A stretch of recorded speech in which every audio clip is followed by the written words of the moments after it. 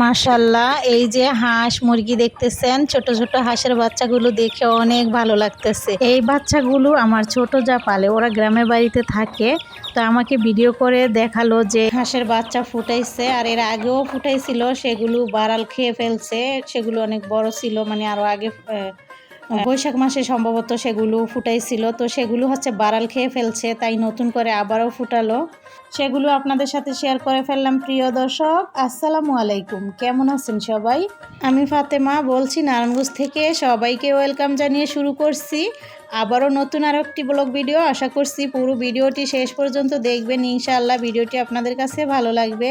তো এই তো সকালে হচ্ছে যারা ভাত খাবে না তাদেরকে কলা রুটি খেতে দিলাম, আর আমরা হচ্ছে সকালের নাস্তা হিসাবে ভাত খেয়ে নিয়েছি। তরকারি রান্না করা ছিল সেগুলো দিয়ে। আর এই তো আমার গাছে বরবটি এত বড় হয়েছে, এক হাতের চাইতেও বেশি বড় হয়েছে। আমি হাতের সাথে মেপে দেখলাম যে আমার হাতের এক হাত যে হয় তার চাইতে একটু বেশি লম্বা হয়েছে। তো ছিঁড়ে ফেললাম, ভর্তা করে খাওয়া যাবে বা নুডলস রান্না করলে খাওয়া যাবে। আর এই তো আমার এইখানে মানি প্লান্ট গাছটা কিন্তু অনেক নতুন পাতা গজাইছে, এটাকে আবার রোদে দিতে হবে। এই পাশে দুটা দেশি মোরগ আনা হয়েছে। তো আপনার ভাইয়া আর কি বললো যে দেশি মোরগ দুইটা সুন্দর করে রান্না করো, বড় মেয়ে আমাদের বাসায় আসছে। আর কল্পনা সেগুলো বেছে টেছে আমাকে দিচ্ছে, আমি পাকসহ হয়ে ওকে বাছতে বললাম। দেশি মোরগ আসলে পাকসহ বাছলে ভালো লাগে, যদিও এগুলোর পাক পাতলা থাকে, তারপরও কিন্তু খেতে একটা গ্রান আসে, ভালো লাগে। কল্পনা বেছে দেওয়ার পর আমি আবার চুলা ছেঁকে নিলাম, ছেঁকে নিয়ে এখন কাটতে বসে পড়েছি। একদমই বাচ্চা, বেশি বড় না, মানে বাচ্চা যে মোরগগুলো সেগুলাই। এগুলো হওয়াতে ভালোই হয়েছে, কারণ দেশি মোরগ কিনলে বেশিরভাগ আপনাদের ভাইয়া যখন কিনে তখন ডিমওয়ালা মোরগ পড়ে যায়। তো সেগুলোর চাইতে কিন্তু এগুলো অনেক ভালো। তো আমি হচ্ছে কেটে নিচ্ছি, আর ভিডিওটা বড় হয়ে যাচ্ছে এই জন্য আমি টেনে দিয়েছি, এই জন্য দ্রুত দেখা যাচ্ছে। যারা আমার সাথে ভিডিওটি দেখতেছেন তাদেরকে অসংখ্য ধন্যবাদ। যারা এখনও আমার চ্যানেলটিকে সাবস্ক্রাইব করেন নাই, প্লিজ আমার চ্যানেলটিকে সাবস্ক্রাইব করে দিবেন। একটি লাইক দিতে ভুলে গেছেন, প্লিজ এক্ষুনি একটি লাইক দিয়ে ফেলুন। আরেকটি অনুরোধ রইল, আপনারা শেষ পর্যন্ত ভিডিওটি দেখবেন, ইনশাল্লাহ শেষ পর্যন্ত ভিডিওটি দেখলে অনেক ভালো লাগবে। তো যাই হোক, এই তো আমি একটা মোরগ তো কেটে ফেলেছি, আরেকটিও কিন্তু নিয়ে কেটে ফেললাম। তারপর হচ্ছে পেঁয়াজ টিয়াজও আমি কেটে নিয়েছি। এখনই দুপুরকার রান্না শুরু করে দিব, তবে সব কিছু কেটে কুটে রান্না করলে কিন্তু ভালো লাগে।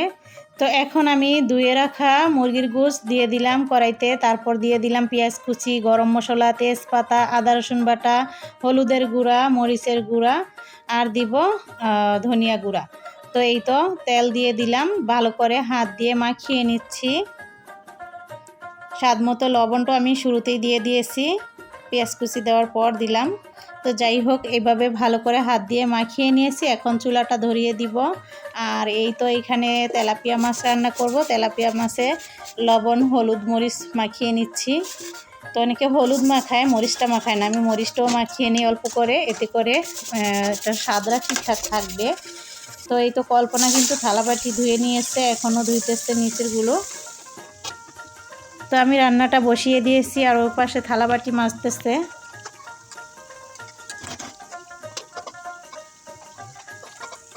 তো দুই চুলায় রান্না করলে কিন্তু নিজেকে অনেক চালু হতে হয়। এই পাশে মাছ উল্টে দিতেছি, ওই পাশে আবার তরকারি যাতে তলুনিতে লেগে না যায় সেদিকে খেয়াল রাখতে হবে।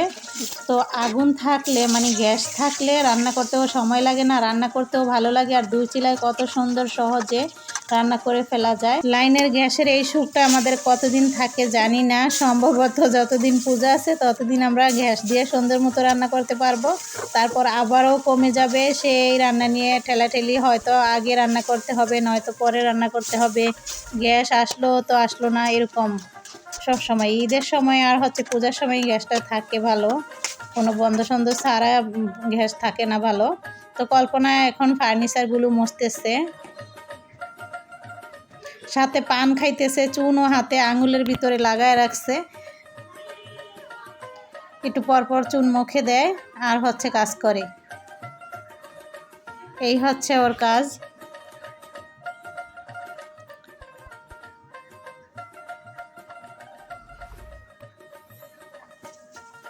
এই পাশে আমি টমেটো দিয়ে কিন্তু মাছ যে রান্না করব সেটা ভালো করে কষাইতেছি, যাতে টমেটোটা সুন্দর মতো গলে যায়। আর এই তো গোছের তরকারিটা আমি নেড়ে দিচ্ছি, দুটোটাই একসাথে করতেছি। কতক্ষণ এটা নেড়ে দিচ্ছি, কতক্ষণ ওইটা নেড়ে দিচ্ছি, এইভাবে করে 2 চুলায় রান্না করে ফেলতেছি দ্রুত।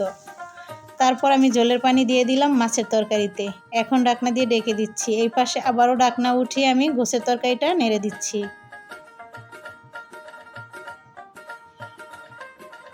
ভিডিওটা একটু টেনেও দিয়েছি, কারণ ভিডিওটা বড় হয়ে যাচ্ছে, এই জন্য দ্রুত দেখাচ্ছে। তারপর আমি জলের পানি দিয়ে দিয়েছি। অফ ক্যামেরা কিন্তু আরও বেশি কষিয়ে নিয়েছি, সেটা তো আর শেয়ার করি নাই।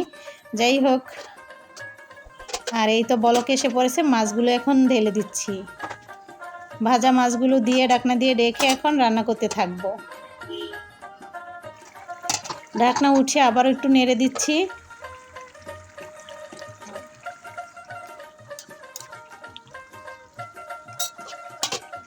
আবারও রেখে দিচ্ছি, আবারও নেড়ে দিচ্ছি।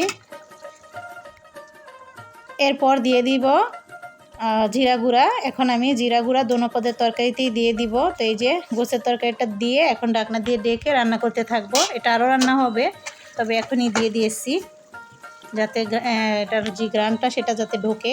এই তো মাছের তরকারিতেও জিরা গুঁড়া দিয়ে দিচ্ছি, দিয়ে আলতো করে নেড়ে দিচ্ছি। বলতে আমি মাছ কটাকে উল্টেই দিব, কারণ মাছের উপরে এভাবে পড়ছে।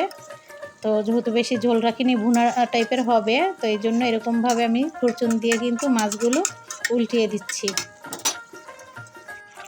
তো এইভাবে করে মাছ রান্না তো হয়ে গেল, আর গোশ রান্নাও হয়ে গেল, তবে আর একটু থাকবে, পরে নামিয়ে নিব। আর কল্পনা হচ্ছে এখন ঘর ঝাড়ু দিতেছে। আর আমারও রান্না হয়ে গেছে, ডালটা গরম করার জন্য চুলায় দিয়েছি। ডাল রান্না ছিল, তো সেটা একটু গরম করে নিচ্ছি। আমার ছেলে আসলে ডালটা পছন্দ করে বেশি, আর দেবরের ছেলেও ডাল পছন্দ করে, তো ওরা হচ্ছে গোছের সাথে ডাল দিয়ে খায়। আর এই তো রান্নাবান্না যা হয়েছে, এদিকে কিন্তু আজকে আমাদের খাওয়া দাওয়া হবে। তারপর হচ্ছে ঘর তো ঝাড়ু দিয়ে নিল, এখন ঘর মুছতেছে। চিপাচাপি একটু উবুত হয়ে তারপর মুছে নিচ্ছে, কারণ আমি বলছি যে হাত দিয়ে খাটের নিচ দিকে একটু মোছা দিবা, নয়তো কিন্তু পরিষ্কার থাকে না। তো এই তো সবাইকে বেড়ে টেড়ে দিয়ে দিলাম, এখন সবাই বসে খেয়ে নিচ্ছি। যারা এতক্ষণ আমার সাথে ভিডিওটি দেখলেন তাদেরকে অসংখ্য ধন্যবাদ। তো দেখতে থাকুন। খাওয়া দাওয়া শেষ করে থালাবাটি ধুয়ে নিয়েছি, জায়গার জিনিস জায়গায় আবারও রেখে দিচ্ছি। প্রতিদিন নিয়মিত এটাই হয়, রেস্ট নিলাম, তারপর চলে আসলাম কাপড় কাটার জন্য। এই তো এখানে এখন কাপড় কেটে নিচ্ছি।